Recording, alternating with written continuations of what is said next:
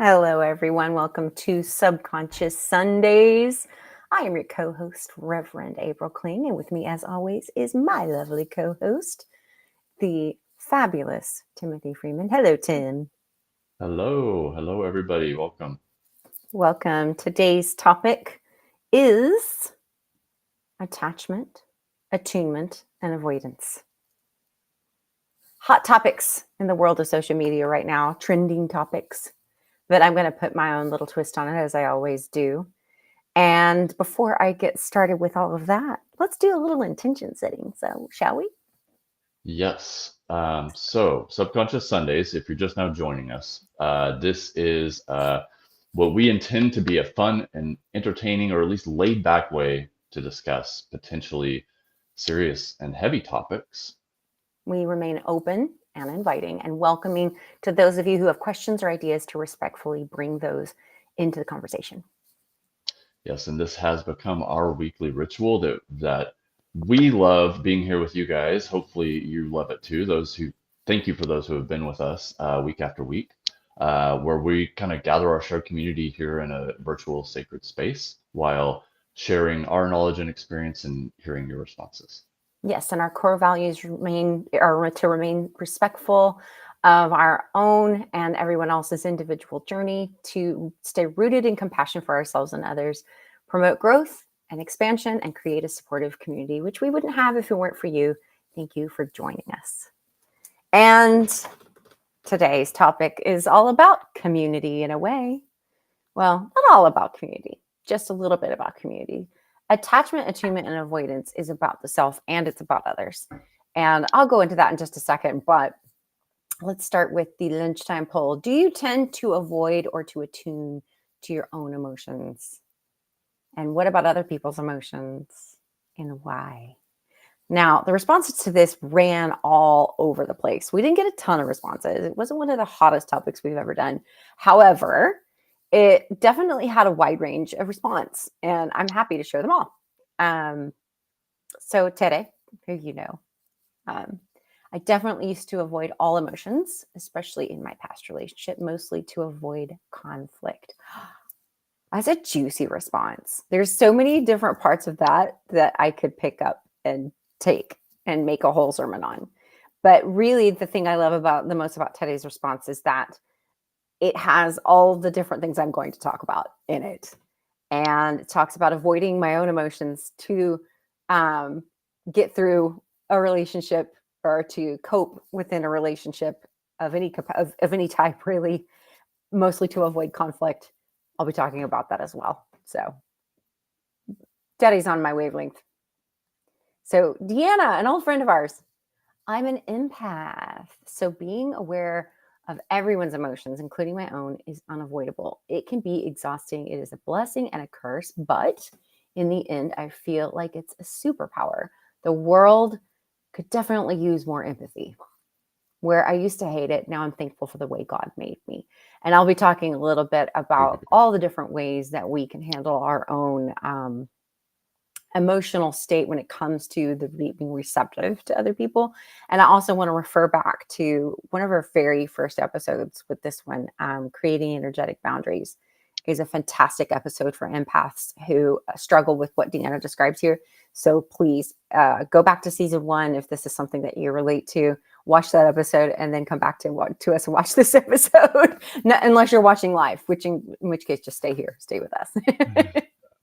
Jill says, I want to just take a quick moment since we're almost wrapping up season 2 to say that Jill's been with us every week with some kind of great commentary. So I just want to thank Jill again for being a regular watcher and say both. She says both. Mostly I stay in the moment with my own and others' emotions. There are times when self-preservation requires stepping back from others, though. Yeah. She's definitely seen the episode on energetic boundaries, and there is definitely a little hint of that previous episode in there. And then Bear says, who's not with us today, Tim? Oh, well, hi, Bear. Anyway, Hi, Bear. if you're Anyway, she's going to watch later. Well, hopefully she'll be with us for our season finale, which will be the last Sunday in August in a couple weeks. Over the last 3 years, I have been doing the work to stop evading my emotional reality. Sobriety is a large part of this because it's not good enough just to be a dry drunk. We must actually face the part of ourselves we were avoiding through the addiction phase and heal. So I'm learning to attune to and be with my emotions these days. Yes, she is. She's doing a great job too. So we've covered a lot of ground here with with just the comments. Like the thing I'm loving the most about the show and about the way that we've like formatted it, and it's been, you know, just really kind of a as formatted as we go kind of show, but we've done it now for 2 seasons, well over a year, almost every Sunday, as long as we're kind of in season, right?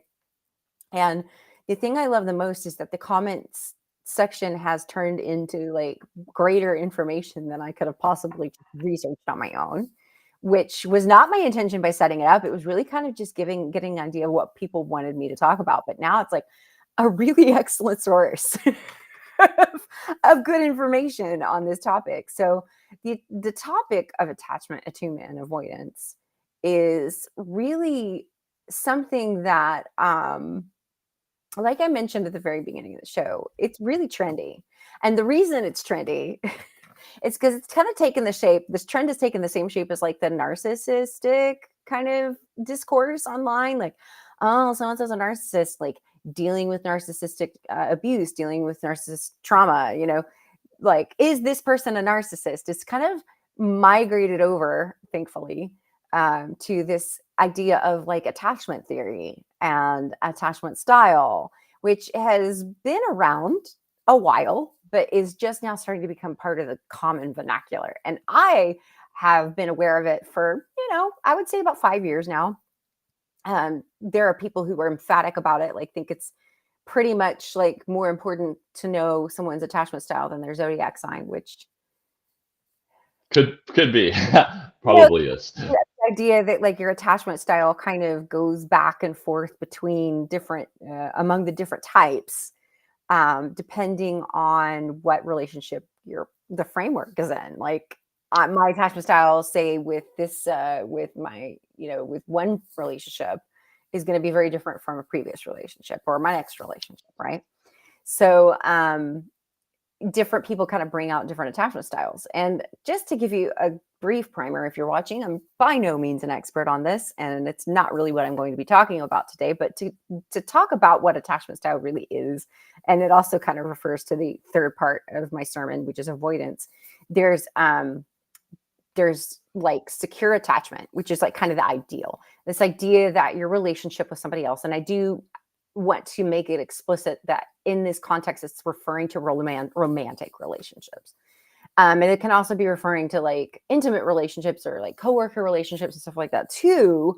But generally speaking, when we're talking about attachment styles, we're going to be talking about romantic relationships, which is why I'm going to expand it a little bit to talk about relationships in general, including the relationship with the self. But attachment style is like there's secure attachment, which is what you want, which is the idea that you're confident in your status in the relationship and you don't feel threatened by by another person's emotions, and you're also attuned to your own emotions and you're attuned to their emotions. So there's that second part, attunement, right? Then there's the avoidance, right? There's fearful avoidant, which is kind of somebody who waffles around through the different like dysfunctional attachment styles, which I'll now go over. Then there's oh gosh, Tim, I don't have my notes in front of me, but it's there's disorganized attachment, and then there's avoidant, and the avoidant is dismissive avoidant. There it is. Dismissive avoidant is somebody who's not in tune to their own or anybody else's emotions, mostly due to trauma, mostly due to relationships with their parents where their needs were not fulfilled. A disorganized attachment and fearful avoidance are the same thing. It's the idea that you kind of go all over the place in order to get your needs met. Like you behave as if you're dismissive avoidant when you feel like suffocated or bored. And then you act like you're an anxious attacher, which is somebody who feels like basically clingy, like somebody who has to be like really demanding in order to get their needs fulfilled. And you go back and forth between those. So like I said, that's not the source of what I'm talking about today. What I really wanted to talk today about was the idea of being attached to your desires, because I've referred to that in other episodes, and I promise you this will all make sense when I finish. But I've talked in the past, we talked about desire really on in the season, and it just consistently has appeared throughout each episode. And what I keep saying about desires is that it's not inherently bad to desire something, like we're taught in Buddhism, right? It's not inherently bad to have a desire. What becomes bad about desire is being identified with it or attached to it. That's the attachment I really want to talk about today. And I want to relate it back also to attachment styles, because secure attachment means you don't identify as that person. Secure attachment, which is supposed to be the ideal, is supposed to be like this idea of being like healthfully aware of your own emotions, healthfully aware and attuned to the other person's emotions in such a way where you realize that you're two separate people, that you're, able to co-regulate, which I'll talk about in a second. And also you're able to just see yourself as confident and able to be self-sufficient, not independent. That would be more of that whole dismissive avoidant thing, like over independence is kind of going, but just that idea that you're secure in who you are and you're secure that the relationship is going to be okay no matter what, even if it ends. Even if it ends. Lovely to think about, right? One of those things that's easier said than done. So what I want to talk about with attachment is that there's this idea of being attached to the thing that you want. There's idea of in creativity of being attached to the outcome too. And what I teach about creativity, when I talk about the idea that creativity and spirituality are the same thing, what I like to talk about is being completely detached, completely removed from outcome. It's, again, easier said than done. But the idea is just being in process. And in order to be in the process, you have to be completely present. And you have to be completely accountable in the present, right? So that detachment is not just saying that you're completely removed from the outcome, because you know that there will be an outcome. It's to say that you're not identified with your ability being good or bad as a result of the outcome, that you're letting the outcome unfold as it will. And I feel like we should treat our desires the same way, with that same level of attachment, like that same, like an attachment that's very loose in the grip. Something that, like I like to say, like carves your path rather than treating it as a destination. And when we think about attunement, we have to think about attunement as that being in the now. That attunement is being present, being attuned to the process, being attuned to your own emotions. And when it comes to being in relationship, which was what attachment theory was, I developed to describe, being attuned to your own emotions so that you can be attuned to someone else's emotions, so that you can co-regulate, so that you can speak to that person with a level of detachment, not independence, but the level of detachment from the ego and from outcome, right? And when I say detachment from the ego, I mean detachment from that idea that you two people are separate. You are separate. Technically, yes, have your own body, they have their own body.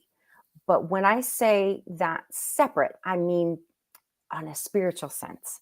We're all made of the same stuff. We're all really just different manifestations of the same thing, which is source, which is God, which is the universe. And we're all just dreaming this dream of separateness. That's what I mean by separateness. That attunement involves being aware of that dynamic as well, that we're all one, that we're all one thing being seen as separate, and being attuned to that, as well as being attuned to exactly how we feel, and being attuned with the idea that our reactions to what we're feeling and what other people are feeling are not the same things as our, it's like, what is it, Tim? Reactions and responses. Our responses don't necessarily have to be our reactions, like our emotional feeling, what that we feel when something happens to us. Our response doesn't necessarily have to match how we emotionally react. So there's this attunement to that as well. That process, like I talk about, that process of being in tune with your emotions means that you have that stability in the now, that unity with the present, in order to be able to respond rather than react. And that response requires that attunement. Now I'm going to move into the third portion of this sermon and talk about avoidance. Avoidance means not being present. It means being wounded in the past. It means, and operating from that wound. And it also means acting out of anxiety and fear of the future. And when we talk about avoidance, when it comes to attachment theory, avoidance are people who are not in touch with how they feel, have no idea what they want, and definitely, as a result of those two things, are not able to be functional in a relationship. They are by nature dysfunctional in a relationship because they're unable to attune to their own emotions or anybody else's, much less anybody else's. It is said by the experts in attachment theory that avoidance are an epidemic, that more often than not, you're going to throw a dart or swing a dead cat and you're going to hit an avoidant rather than not, which is really, really, really sad. It's sad because there's so many people who were raised with abuse, so many people who were raised with neglect, so many people who were raised with abandonment or separation from their caregivers, that they make up the lion's share of humanity at this point in the Western world. And that is a sad fact. I think it should be a sobering fact. I think it should be a fact that lights a little fire under our rear ends to heal and grow, because we need one another. We need one another to heal. We need one another. We need relationships to help us grow as individuals. We're never going to be able to heal in a vacuum. We're never going to be able to be fully attuned to even our own emotions if there's not somebody to reflect those off of. So it's really important for us to acknowledge that our own avoidance, and everybody does it, but are we characteristically avoidance? Everybody needs to deal with their own level of avoidance. I think that toxic positivity is certainly an example of avoidance. Oh, sure, it'll be grand, as we say in Ireland. It's one of those things that has become pervasive in every spiritual and religious environment, is this idea that we need to think positively. And yeah, I agree that we do need to think positively. We also need to be very, very attuned to our own emotions as we think positively about them. And as we do things like switch the narrative on the things that have happened to us in the past or anxieties for the future, we need to bake in what is real for us. We need to bake in all of the negative aspects of those things that have happened to us in the past, things that we're afraid of in the future. That would be very balanced of us. That would be a great way of keeping us away from being avoidance. And if we are able to do all of that without this idea of being super attached to the outcome, then we can allow, with those nice, with that loose grip, we can allow whatever needs to unfold in our lives to unfold gently.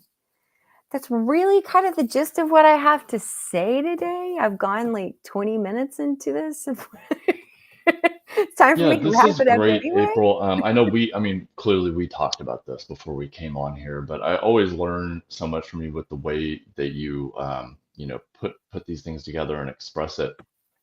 Um, I think, what strikes me, I mean, a lot of things strike me here, but in the context of the work that I do, so first of all, you mentioned avoidance or like an epidemic, right? Like there's a lot of people who are avoiding. Well, here's in the framework I work in. Here's kind of loosely what we observe, right? Mhm. There's something that we perceive it in our with our senses. Something happens to us or in our environment. we have a thought about it that is essentially the meaning we apply to it that sort of engenders an emotion. And this could be like a response or a reaction, right? But naturally, like it sort of, engenders an emotion, which leads to a feeling in the body, which leads to a behavior in the world. And because the subconscious mind is so associative, there's so much of our early life, that what happens to us in our early life, that creates these like levels of meaning in our connections with others and our attachment style, that anytime anything resonates with that original stimuli in our mind, in our subconscious mind, it's like, oh, that's in that bucket over here. This is a fearful scenario, whether it's directly related or not. It just kind of resonates with it in our mind, kicks off that whole loop. And so, some people are aware enough to have recognized that sort of thing, and they've got other priorities or desires. Like they can't like tackle that. They don't even know where it's coming from a whole lot of times, Mm-hmm. right? Mm-hmm. So avoidant, like, that's probably all why avoidance is so common. Mm-hmm. It seems But then, safe to be avoidant. It right. seems safe.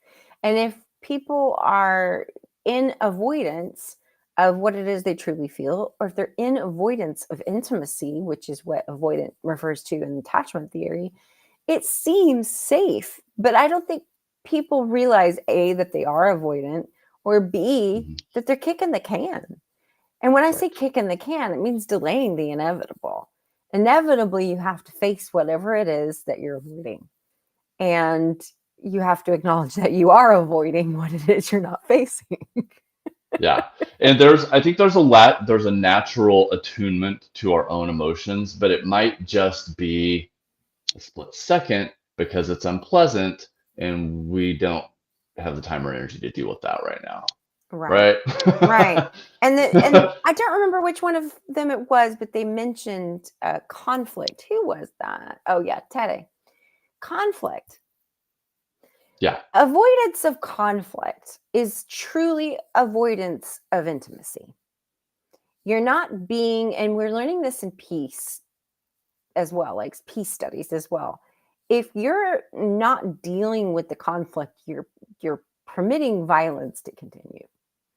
And violence, as you may recall from a previous episode, when we talked about peace, which I think was the season 2 premiere episode, when we talked about peace, if you're avoiding conflict and you're allowing the violence to continue, it's not really true peace. It's like a negative peace. It's like creating structures around not having to deal with the violence.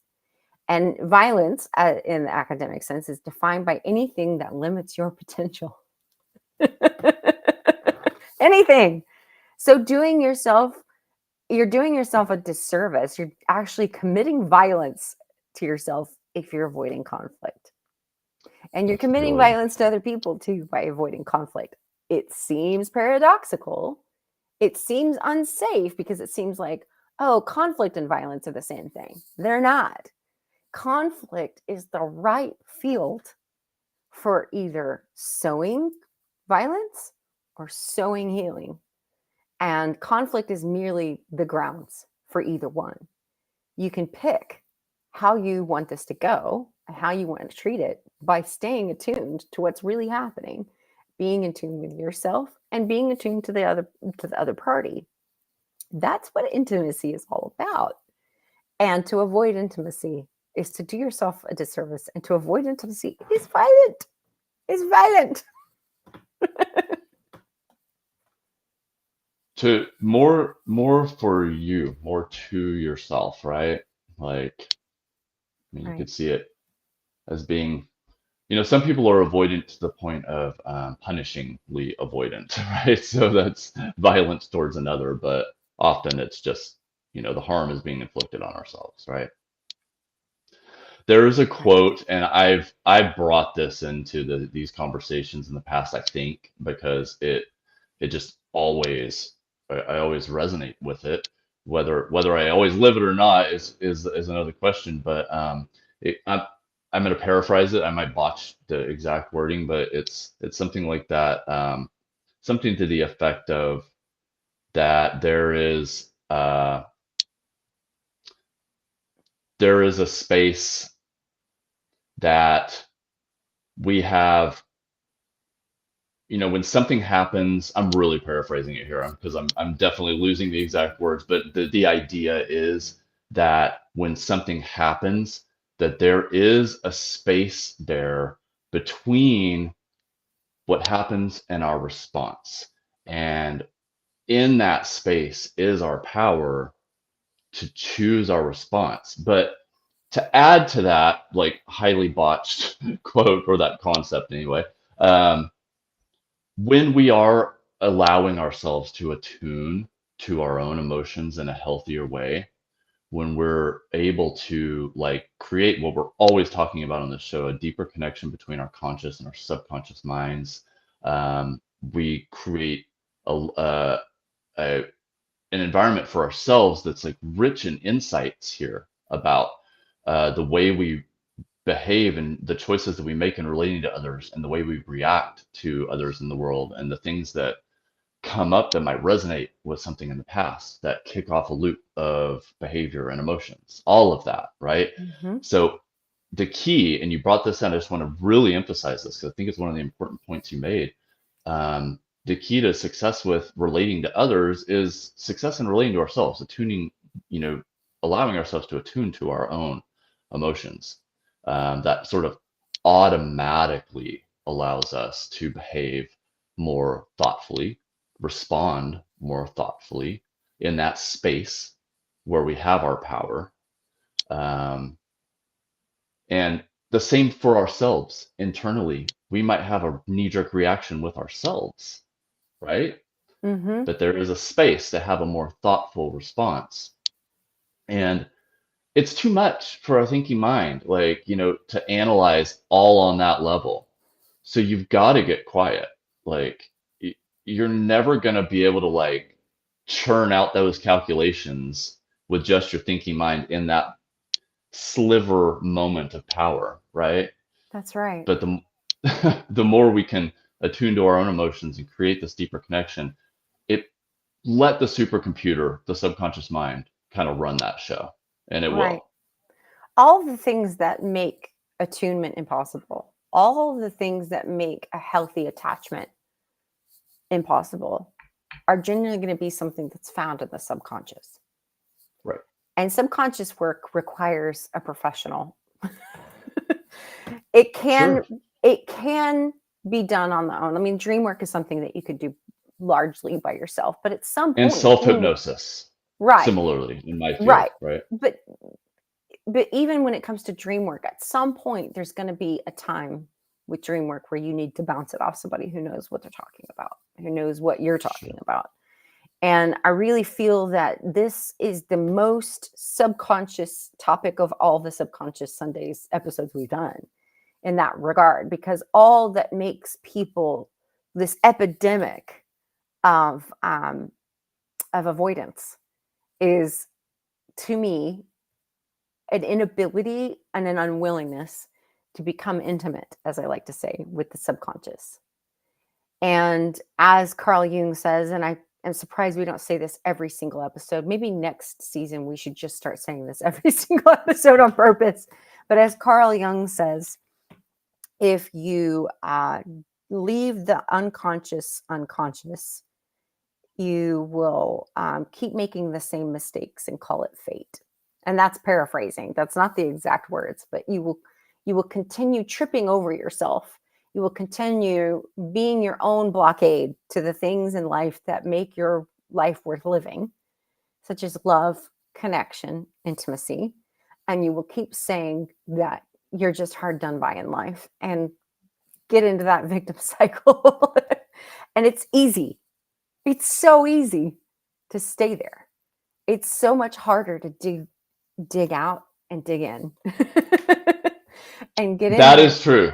but I want to say too, that it is so much easier to do that. But when you get into consistently connecting, deepening this connection, it might be more difficult at times, but all in all, it all becomes easier, right? Isn't that your experience with this? Yeah, it's like I was when I was at Trifaith in Omaha earlier this summer. I was giving my talk. Oh, I'll talk about that in a second. I was giving my talk, Global Peace Within, and I was doing kind of like a little practice run with that with the staff at Trifaith, right? And we were talking about the idea that practice makes perfect, and I was like, okay, but practice is perfect. You're already doing the perfection by practicing. You're in the process. That's perfect enough. So the Sure. idea that we're getting in there and we're trying, practice makes things easier. Practice, the idea of Mhm. being in the process of it, the idea of actually, when it comes to any creative endeavor, actually dancing instead of just thinking about dancing, Mhm. actually painting instead of just thinking about painting, over time becomes easier because you practice it. It becomes easier through practice, and this is no exception. Well, and I'm so excited for to hear your talk, by the way. So I'm, Thanks. I'm sure you'll tell us about this, but I will. Yeah. with the work that you do, it also bears mentioning for me to say that, we've got these disciplines like meditation and hypnosis, and April's works with dream work and spiritual counseling, and but also creativity, so that we can deepen this connection between our conscious and our subconscious minds through the acts of dancing, creating art, and that's part of the cool stuff that April does in her work with creativity. So I just wanted to mention that Thanks. also. So that can make it not only easier, but more fulfilling in a way if you're working through some of these things in a creative process. Right. And to address overcoming your own inertia, that's another episode from season one. We're referencing ourselves at this point, Tim. Created a really fantastic body of work in these two seasons. And I just want to say that this is the penultimate episode of Subconscious Sundays season two. So one more episode to go, and then the summer ends, and then we'll come back to you next spring. But we're glad that you're here. And without further ado, I want to introduce your beautiful meditation that you have prepared for us today. Okay, great. So, if you would like to participate in our hypnotic meditation today, go ahead and find a comfortable place where you are able to relax undisturbed for several minutes.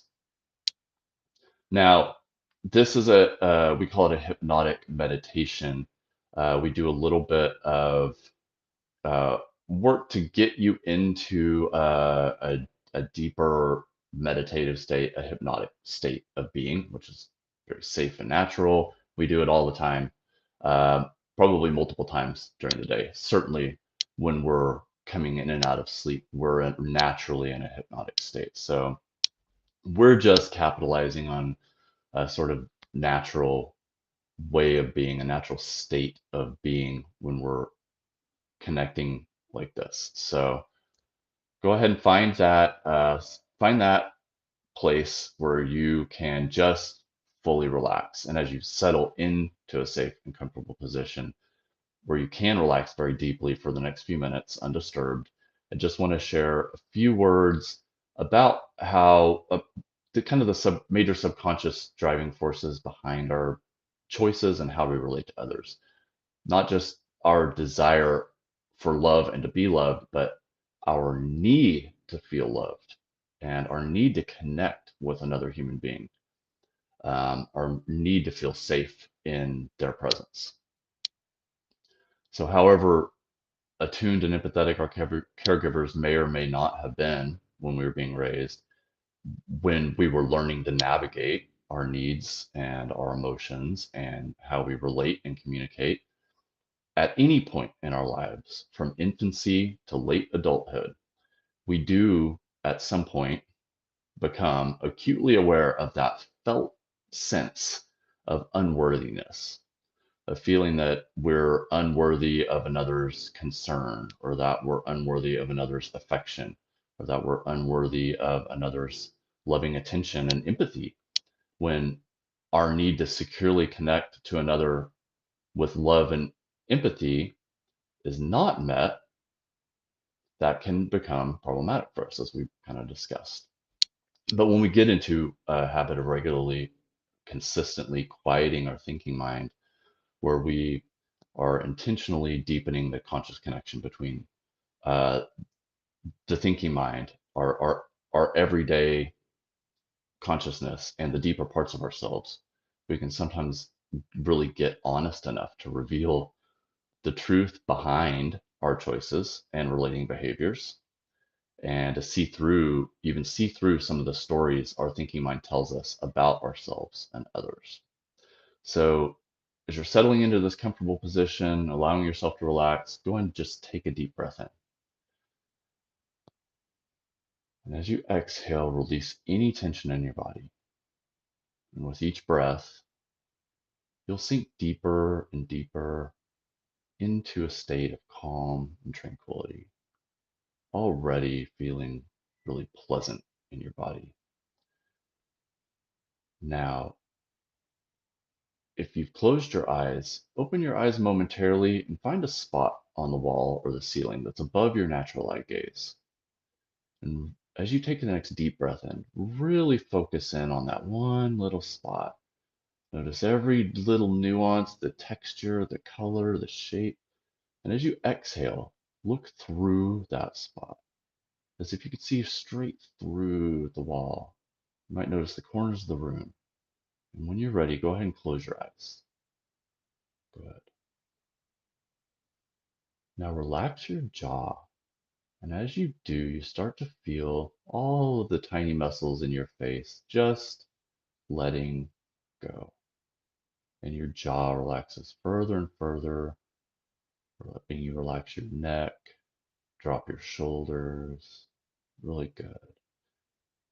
And gradually slow down your rate of breathing now.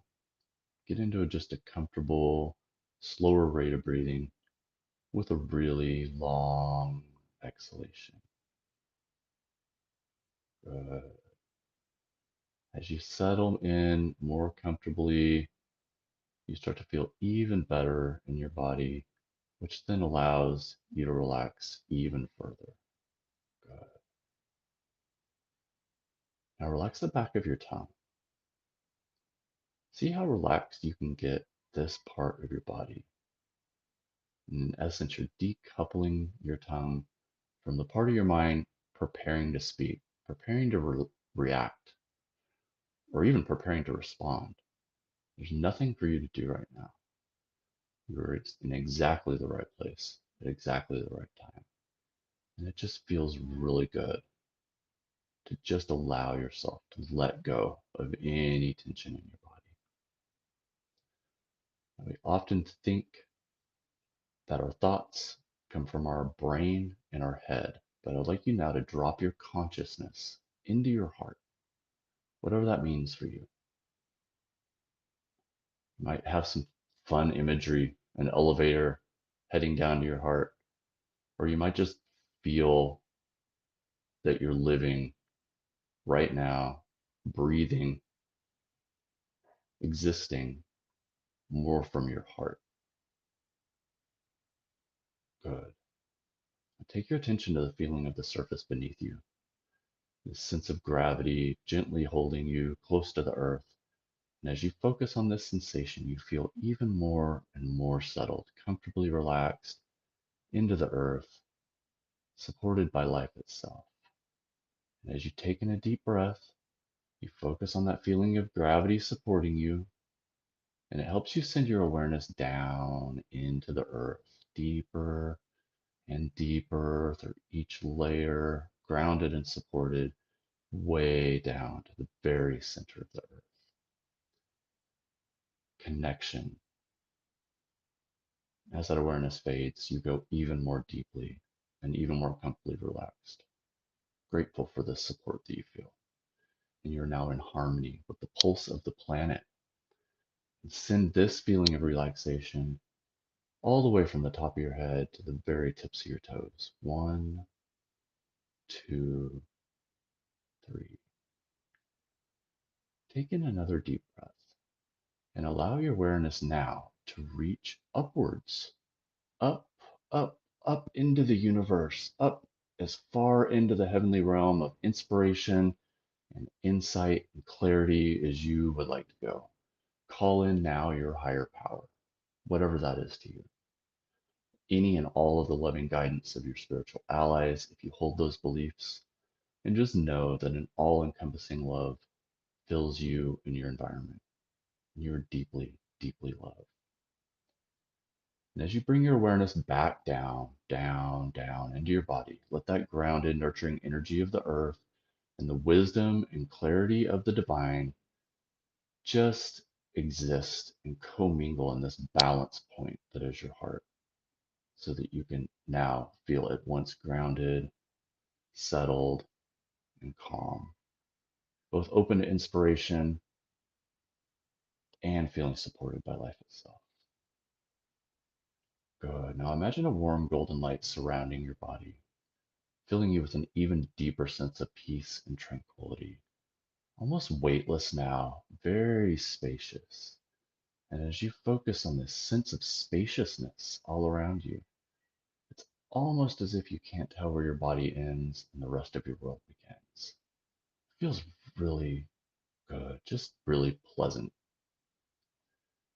Feel this golden light surrounding you, washing away any last bit of tension or stress in your body, leaving you in an even deeper state of relaxation and stillness. And as you slow your rate of breathing even further, just comfortable, slow, relaxed breaths, you'll notice just how still your body and your mind can become. And you get just still enough to start to feel the flow of life all around you, warm and luminous.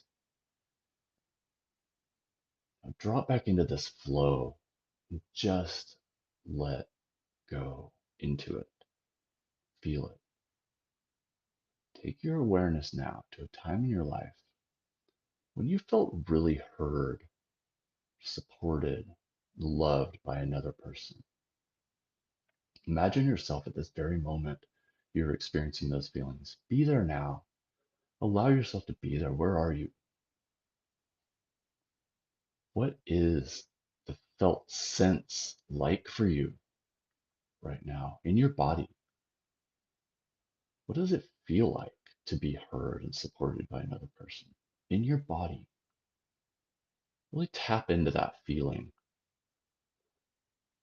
What is this other person doing that's helping you to feel safe and loved here? Maybe they're not doing anything. What's happening here? Let the scene unfold. And again, focus in on that felt sense in your body: safety, security, support, love. Is there something this other person is saying? Are they saying anything particular? Perhaps not. Maybe it's just something about their presence. I'm going to count to 3 in a moment. And at the end, at the count of 3, this scene will fade away. 1, there you are, witnessing yourself and another person. 2, as the scene is fading away, you become aware of a time in your future with someone who you love. Who is that? Someone who you want to support. And 3, with the magic of your mind, take your awareness right to that person in your life who you love and who you always want to lovingly support. And right now, just reflect what you just experienced from that other person to the person you love in your life. Maybe you're saying the same kind of things. This person you love might be struggling with something. They might just have given you some kind of signal that they need to be heard about something.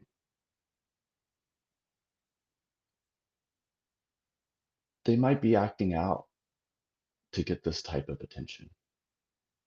But you know what that feels like, that need, that desire to feel supported and loved and safe to communicate your needs.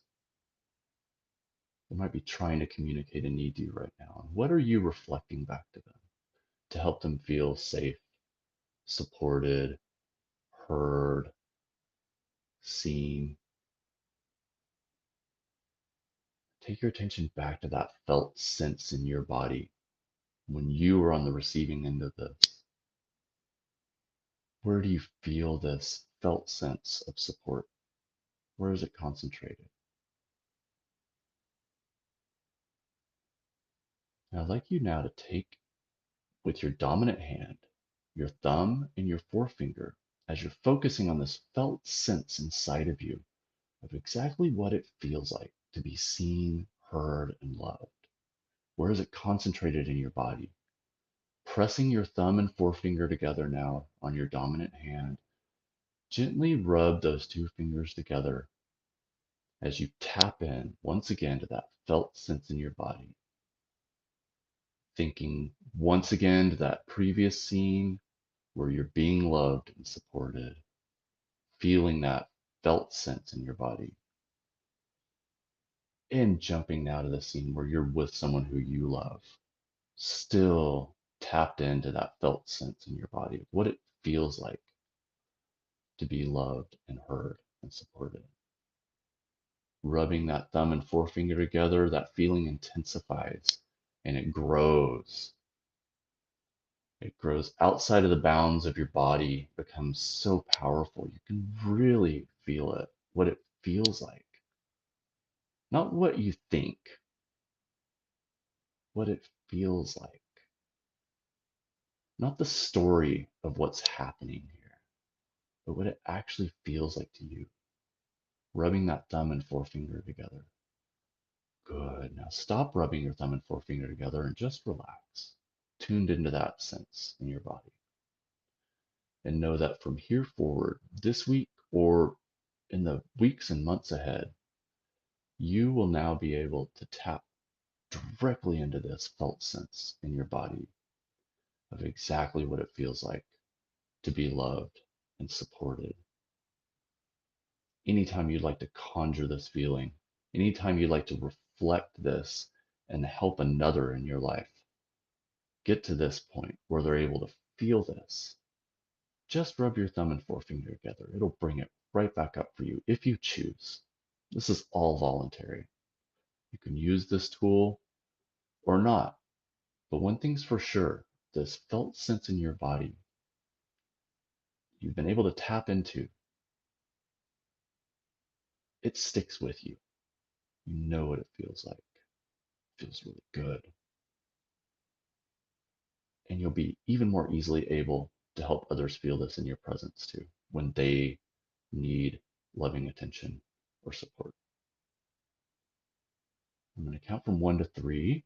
And when I get to 3, we'll emerge from this hypnotic meditation feeling even better and like we have a little bit of insight into the way we want to relate to our loved ones. 1, slowly becoming aware of that sense of spaciousness all around you. Once again, light, almost weightless. Good. 2, bring your attention back to that feeling of gravity supporting you, the chair or the bed or the couch pushing up into your back, helping you to feel safe, secure, and attuned to your own emotional state. And 3, moving your fingers, moving your toes, opening your eyes when you're ready. And right back here with April and I on Subconscious Sundays. Thank you very much. Thank you so much, Tim. Beautiful job. Yeah, It's thank you. lovely to go into I that hope everybody experience was, of like feeling loved. when do we ever allow ourselves to do this kind of thing? Never, really. It's kind of spontaneous. It's a spontaneous miracle in our life, but it sure is nice. Yeah. So why not revivify it when we need it? Exactly.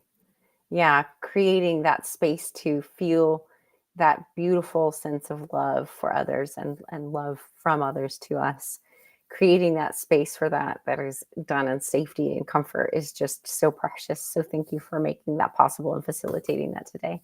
It was Well, lovely. thanks for inspiring it. And I wanted to just quickly say that we do have one more episode to go, which will be the last Sunday in August.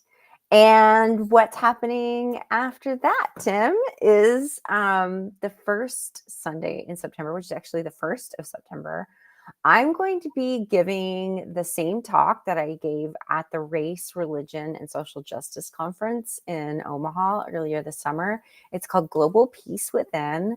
I'll be going over everything that I've learned in peace studies so far and getting my master's degree in international peace studies.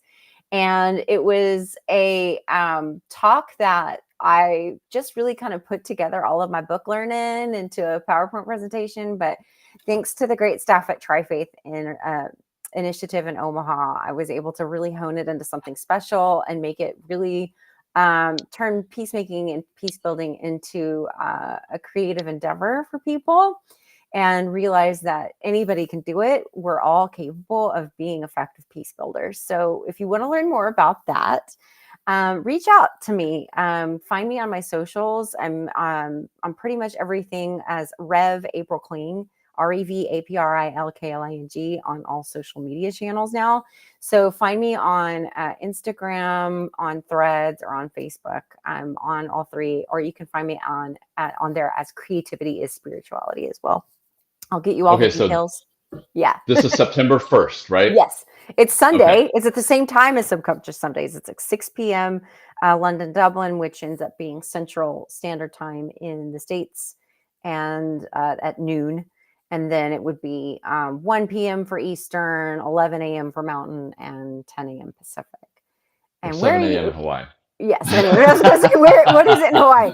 So please come, and the tickets are pay what you can. So everybody is capable of coming to this talk, even if you just pay the very minimum that Eventbrite will let you. But I'll get you that link if you need it. If you need it, and you can't find me on social media, then just email me at creativityisspirituality@gmail.com, or just plop a comment underneath this video.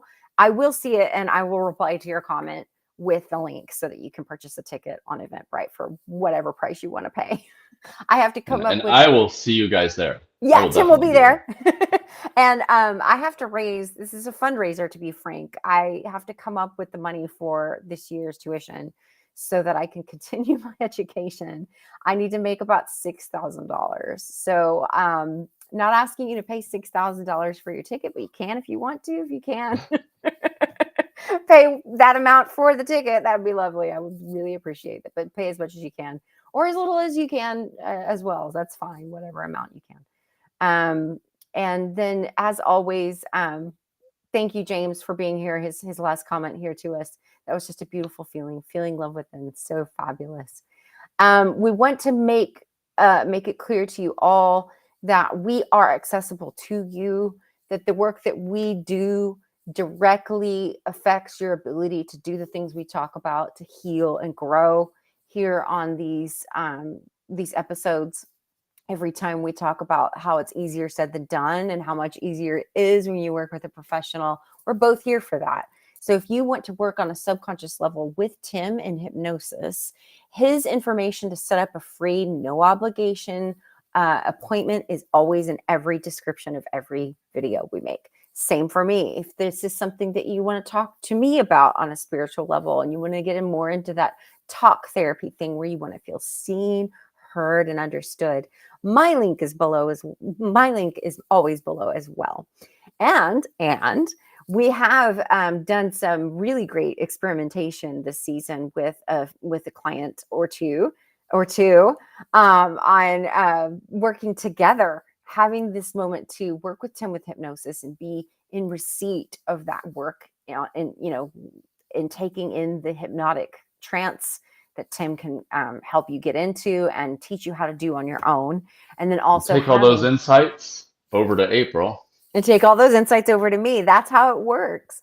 And we can put a unique package together depending on your needs that fulfills what it is you're looking for in order to heal and grow from all of the hurts and wounds of your own past so that you can overcome your anxieties and fears about the future.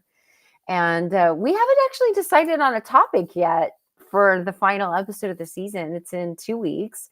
So We've been chewing on a few, yeah, we're so chewing stay on a tuned. few, but I just want to throw it out there to our regular viewers. If you have any ideas, shoot, we'd love to hear it. So we'll come up with something. We always do.